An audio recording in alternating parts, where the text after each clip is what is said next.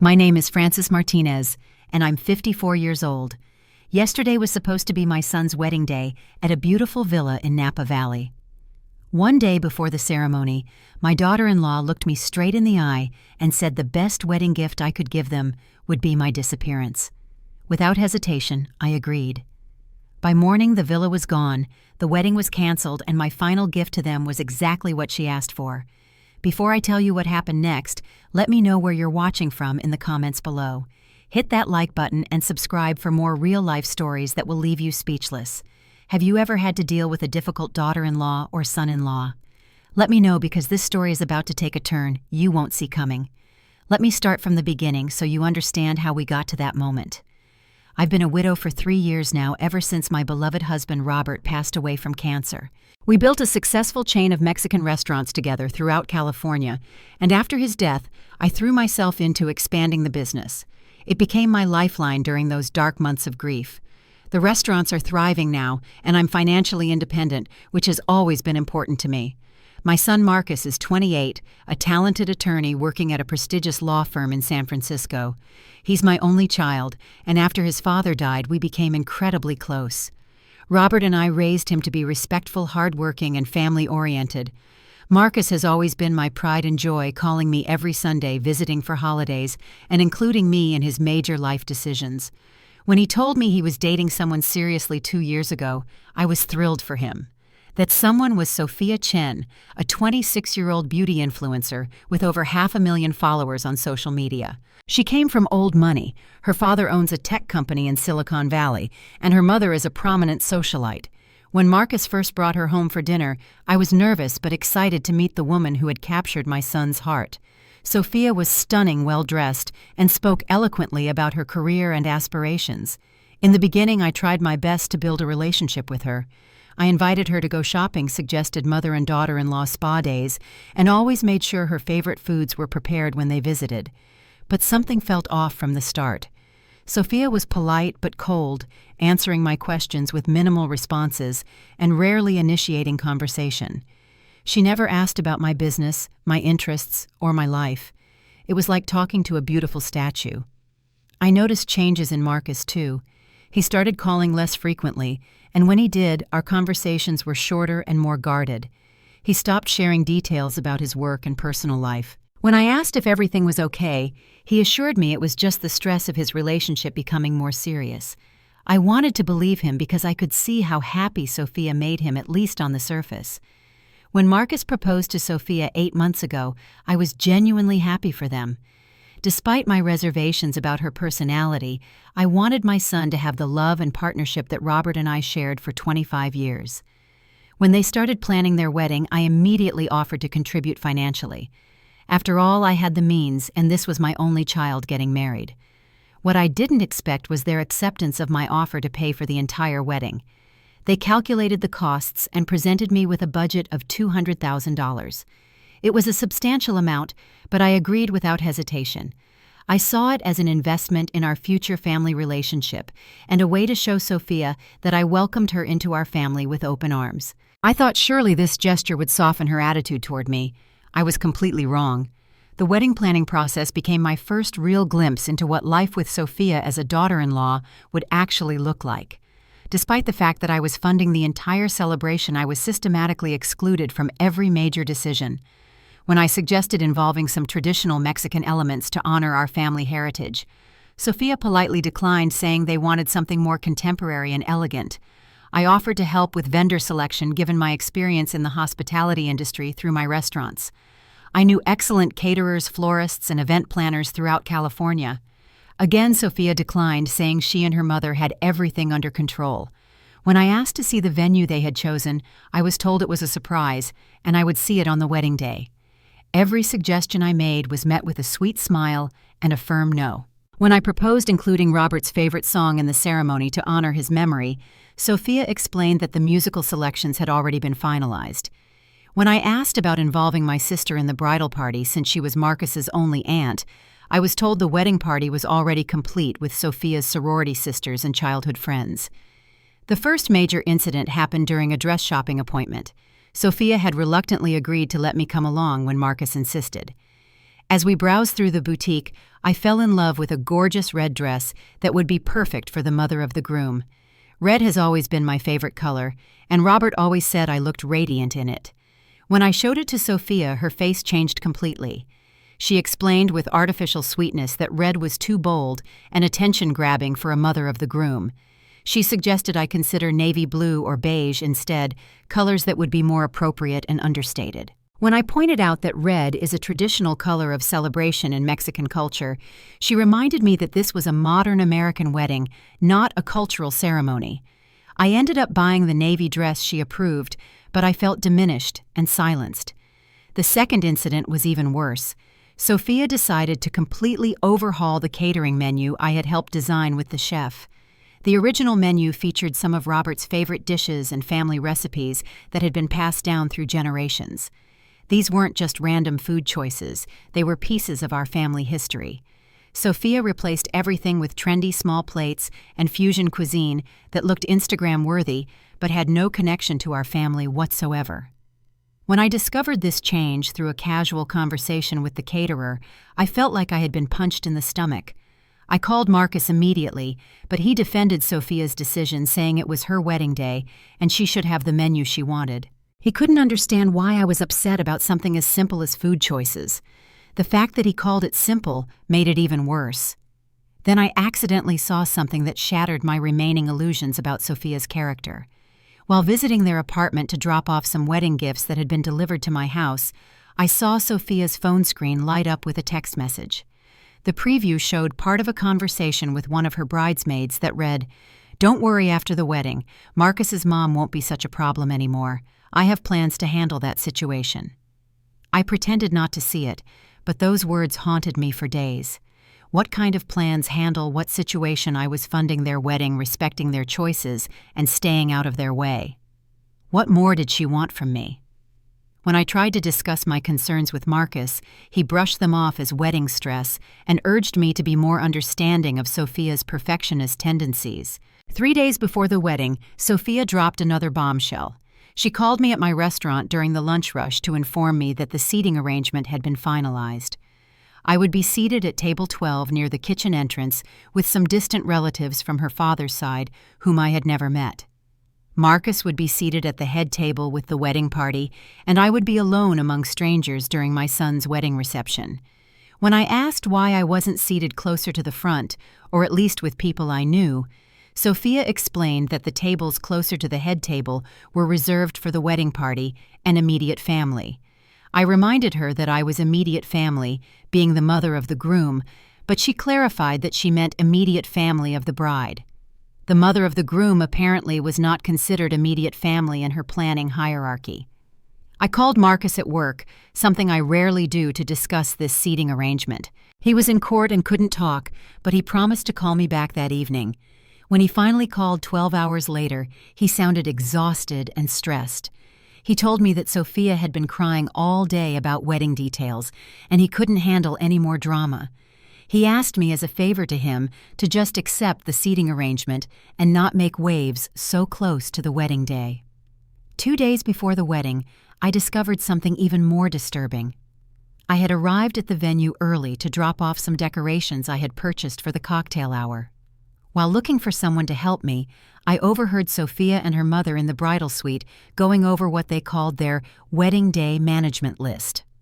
I wasn't intentionally eavesdropping, but their voices carried through the thin walls. They had created a detailed list of people who might cause problems during the wedding and strategies for controlling them. My name was at the top of the list. Their plan for me included assigning Sophia's cousin Brad to keep me company and prevent me from mingling too freely with other guests. They were particularly concerned that I might tell family stories or mention Robert too much during speeches, which could make Sophia emotional. Hearing myself discussed like a potential security threat at my son's wedding was devastating. I had never done anything to embarrass or upset them. I was quiet, supportive, and generous. Yet somehow I had become the villain in their wedding story. I left the decorations with a staff member and drove home in a daze, wondering how my relationship with my son had deteriorated so completely without my realizing it. The night before the wedding, I called my sister Patricia in Portland to talk through my feelings. She listened patiently as I described the months of exclusion and subtle hostility. Patricia, who has always been my voice of reason, gently suggested that perhaps I should consider stepping back gracefully. She reminded me that Marcus was an adult, making his own choices, and fighting with his new wife would only damage my relationship with him further. As I sat alone in my hotel room that night, I looked through photo albums from Marcus's childhood. I remembered the boy who used to help me in the restaurant kitchen, who brought me handmade Mother's Day cards, who held my hand during his father's funeral. I wondered where that connection had gone and whether it could ever be restored. I had purchased a very special wedding gift for them, my grandmother's diamond and emerald jewelry set that had been passed down through 3 generations of Martinez women. I had planned to present it to Sophia as a symbol of welcoming her into our family legacy. The next evening, one day before the wedding ceremony, I decided to make one final attempt at building a bridge with Sophia. I had spent the afternoon wrapping my grandmother's jewelry set in beautiful tissue paper and placing it in an antique wooden box that had belonged to my mother. This wasn't just expensive jewelry, it was a piece of our family history, a symbol of the strong women who had worn it before and the love that had been passed down through generations. I found Sophia in the villa's main living room at 8 o'clock, surrounded by her bridesmaids and a few close friends. They were drinking champagne and laughing about something on someone's phone. The room fell silent when I entered, and I immediately felt like an intruder in what was supposed to be a celebration that I had paid for.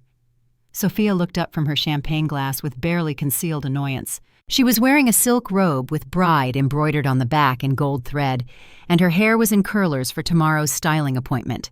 Her expression made it clear that my presence was unwelcome, but I had come too far to turn back now.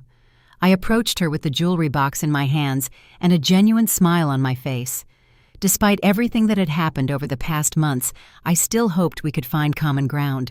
I still believed that family meant something, and that love could overcome personality differences. I was about to learn how naive that belief was. "Sophia, I wanted to give you this tonight before all the chaos of tomorrow," I said, offering her the wooden box. "This belonged to my grandmother, and it's been passed down through the Martinez women for 3 generations. I hope you'll accept it as a symbol of welcoming you into our family." She took the box reluctantly, as if it might contain something unpleasant. When she opened it and saw the intricate diamond and emerald necklace, earrings, and bracelet, her expression didn't change. There was no gasp of delight, no appreciation for the obvious value or historical significance. She simply stared at the jewelry for a long moment before closing the box with a decisive snap. "Francis," she said, using my first name instead of any term of endearment, "I need to be honest with you about something." The entire room had gone completely silent. Even the bridesmaids had stopped their chattering to listen. "You know what the best wedding gift you could give Marcus and me would be?" I waited expectantly, hoping she was about to express gratitude or perhaps suggest we start fresh. Instead, she looked me directly in the eyes and said the words that would change everything between us forever. "The best gift would be for you to disappear. Just vanish completely. We want to start our married life without any interference or drama, and frankly, your presence tomorrow is going to make that impossible." The words hit me like a physical blow. Around us, 6 or 7 people sat in stunned silence, their champagne glasses frozen halfway to their lips. Nobody moved or spoke. The only sound was the distant clatter of catering staff preparing for tomorrow's reception that would never happen. I stood there for what felt like an eternity, processing what she had just said. This wasn't a misunderstanding or a moment of wedding stress. This was a deliberate, calculated cruelty delivered in front of witnesses to ensure maximum humiliation. She had just told me, the woman who had given birth to her groom and funded her entire wedding, that my existence was unwelcome. "Are you certain that's what you want?" I asked quietly, my voice steady despite the earthquake happening in my chest. "You want me to disappear?" "Yes," she replied without hesitation. "Marcus and I have discussed this extensively. We want to begin our marriage without any interference from overbearing in-laws. We need space to build our own life together." I nodded slowly, feeling a strange calm settle over me. In that moment, something fundamental shifted inside me. The desperate need to be accepted by this woman simply evaporated. The guilt about my feelings toward her disappeared. She had just given me permission to stop trying, and I was going to take her up on that offer. "All right, Sophia," I said, my voice carrying a tone that made several people in the room look up sharply. "I'll grant your wish. You want me to disappear? Consider it done." The certainty in my voice seemed to surprise everyone, including Sophia herself. I think she had expected me to cry, beg, or argue. Instead, I simply turned and walked toward the door, leaving the jewelry box on the coffee table behind me. As I reached the threshold, I turned back one final time. "Enjoy your wedding day," I said, and walked out into the California evening air, feeling lighter than I had in months. I returned to my hotel room with a clarity of purpose that surprised me. There were no tears, no emotional breakdown, no frantic calls to Marcus or Patricia. Instead, I felt a cold, methodical determination that reminded me of the businesswoman I had become after Robert's death. Sophia had asked for my disappearance, and I was going to deliver exactly what she requested, just not in the way she expected. I opened my laptop and began making phone calls. My first call was to my personal attorney, David Richardson, who had handled all the legal aspects of the wedding contracts. It was 9 o'clock on a Friday evening, but David knew me well enough to answer when I called. I explained the situation in businesslike terms and asked about the cancellation clauses in all the vendor contracts. "Francis, are you absolutely sure about this?" David asked after I outlined my plan. "This is a substantial financial commitment you're walking away from." "I'm not walking away from anything," I replied. "I'm simply granting my daughter-in-law's wish for my disappearance. If I'm not supposed to be involved in their wedding, then my financial involvement should disappear as well." The beauty of having planned such an expensive wedding was that most vendors had very specific cancellation policies for events of this magnitude. Because I had insisted on booking everything through my business accounts for tax purposes, I had negotiating power that typical wedding clients didn't possess. More importantly, I had included a 24-hour cancellation clause in most contracts as a standard business practice. My second call was to Monica Reeves, the event coordinator at Hillside Villa, where the ceremony and reception were scheduled to take place. Monica and I had worked together before when I had hosted corporate events for my restaurants, so she knew me professionally. When I explained that I needed to cancel the entire event effective immediately, she was shocked, but professional. "Mrs. Martinez, the wedding is tomorrow morning," Monica said carefully. "Are you absolutely certain about this decision?" "Completely certain," I replied. "Please begin the cancellation process immediately. I'll handle all the vendor notifications myself, but I need the venue officially canceled within the hour."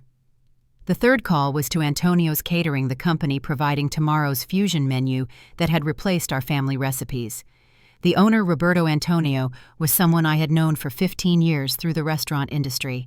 When I explained that I needed to cancel a 200-person wedding with less than 12 hours' notice, he was speechless. "Francis, this is going to cost you a fortune in cancellation fees," he warned. "Roberto, sometimes money is the least expensive way to buy your freedom," I replied. "Please begin the cancellation process." I continued down my list methodically.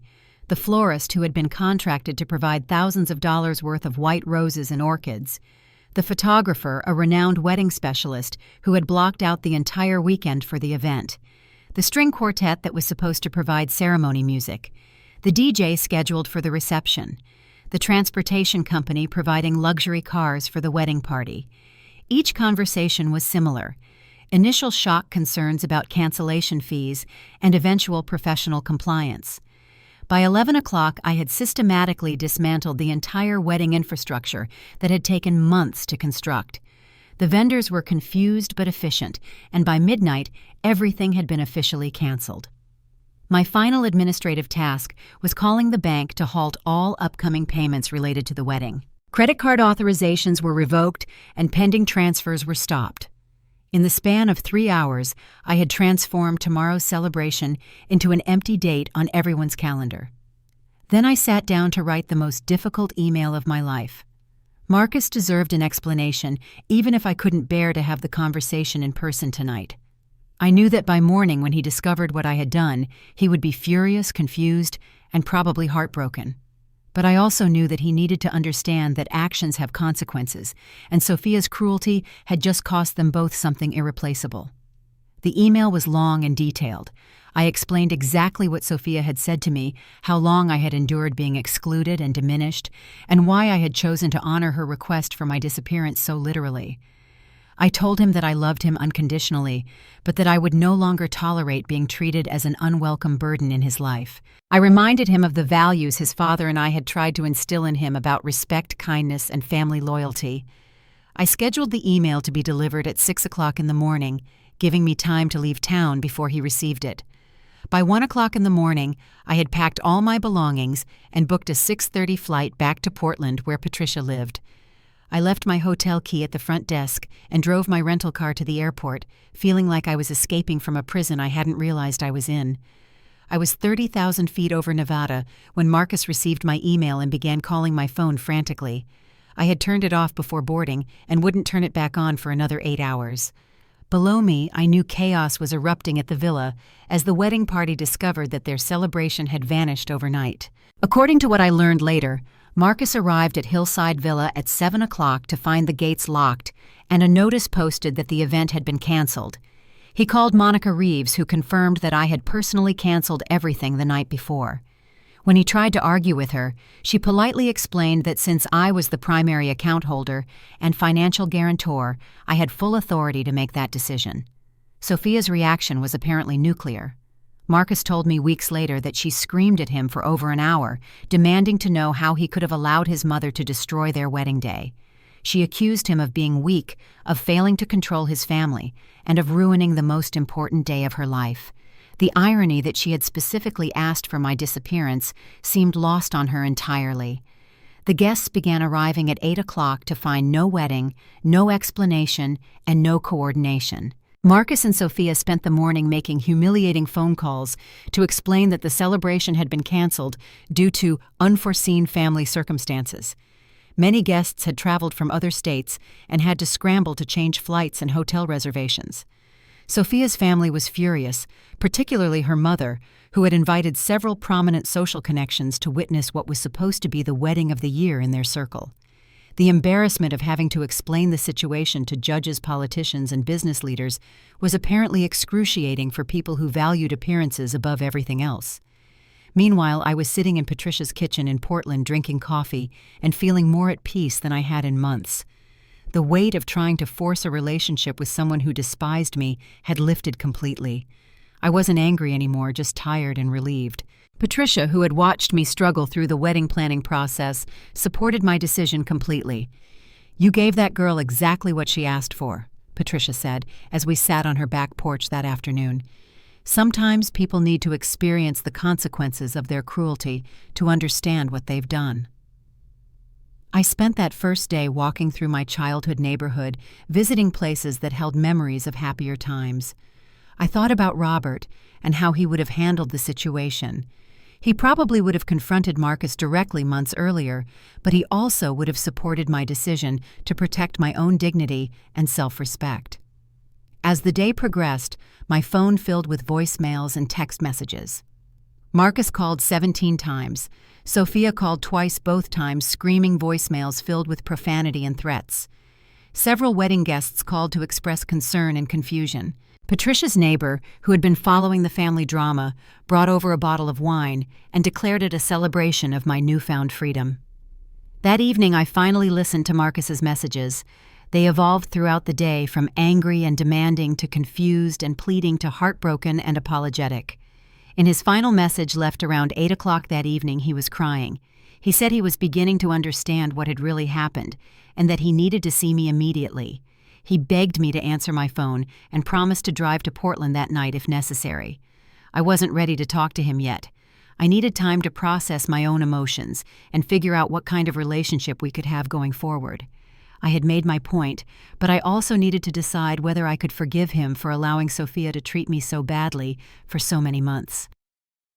2 weeks passed before Marcus appeared on Patricia's doorstep. He looked terrible, like he hadn't slept or eaten properly since the wedding debacle. His usually perfect appearance was disheveled.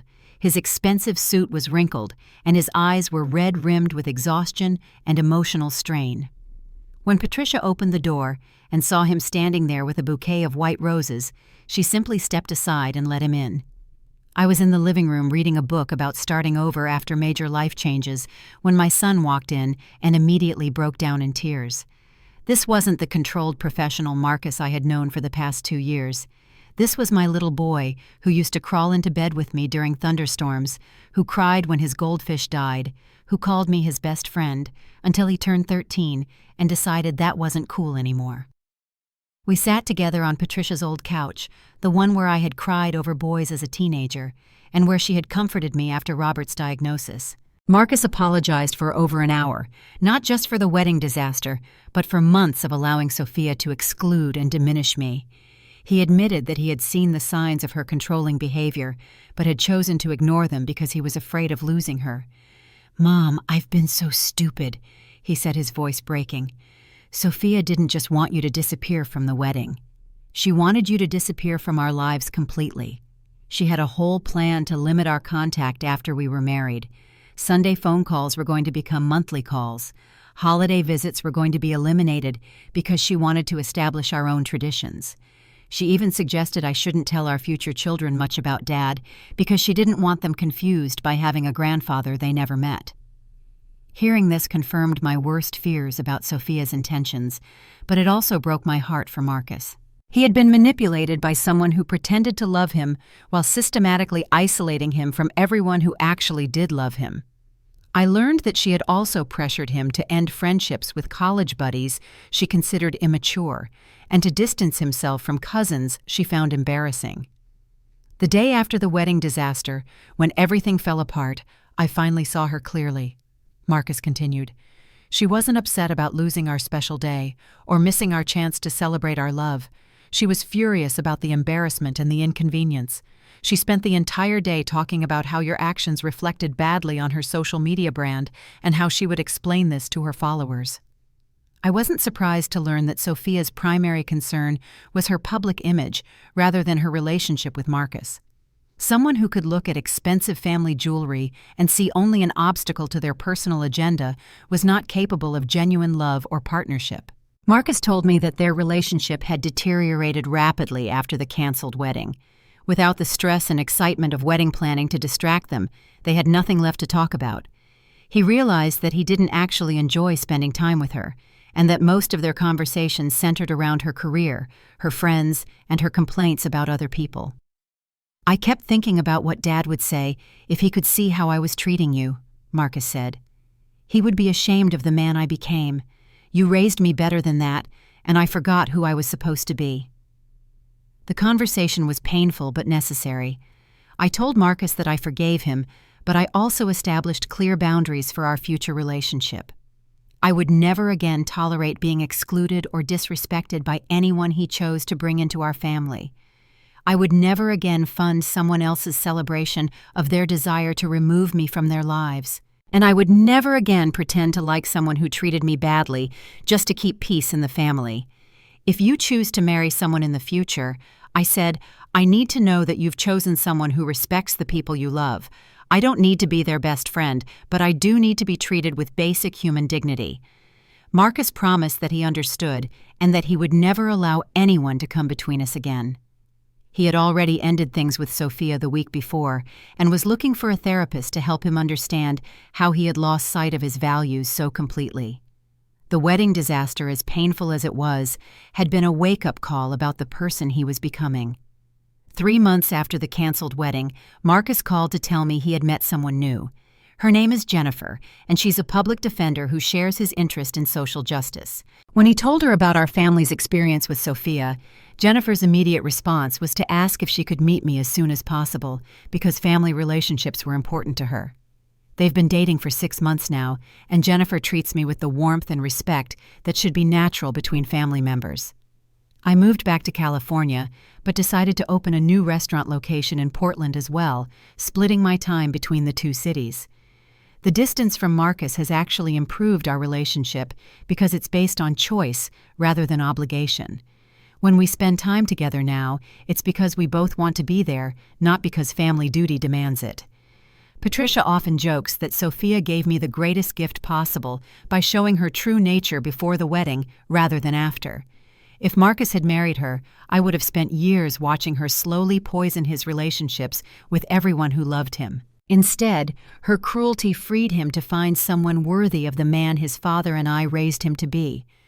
I learned that setting boundaries isn't about being mean or vindictive. It's about respecting yourself enough to refuse treatment that diminishes your worth. When Sophia asked me to disappear, she thought she was asserting control over our family dynamic. Instead, she gave me permission to stop trying to earn love from someone incapable of giving it. Sometimes the best gift you can give someone is exactly what they ask for, especially when they're too short-sighted to understand the true cost of their request. Sophia wanted me to disappear, and I did. The fact that my disappearance took her dream wedding with it was simply a natural consequence of the choices she made. Today I'm happier and more confident than I've been since Robert died. I've learned to trust my instincts about people and to value myself enough to walk away from relationships that don't serve me. Marcus and I have rebuilt our bond on a foundation of mutual respect and honest communication. And whenever someone new enters our family circle, they understand from the beginning that loving Marcus means respecting the people who raised him. The most important lesson from this experience is that you teach people how to treat you by what you're willing to tolerate. For too long, I tolerated disrespect because I was afraid of losing my son. But by accepting Sophia's treatment, I was actually enabling her to drive a wedge between Marcus and me. Sometimes walking away is the only way to save what matters most. I hope sharing this story helps someone else recognize when it's time to stop fighting for a relationship with someone who doesn't want one. Your peace of mind and self-respect are worth more than forcing yourself into spaces where you're not welcome. Sometimes disappearing really is the best gift you can give, not to them, but to yourself. Have you ever had to set difficult boundaries with family members or in-laws? How did you handle a situation where someone made you feel unwelcome in your own family? Share your experiences in the comments below, because we can all learn from each other's stories. If this story resonated with you, please hit the like button and subscribe for more real-life experiences about family relationships and finding your strength. Share this video with anyone who might need to hear that it's okay to walk away from people who don't appreciate your presence. Thank you for listening to my story, and remember that your worth isn't determined by other people's ability to recognize it. May you always have the courage to choose your own peace over other people's approval.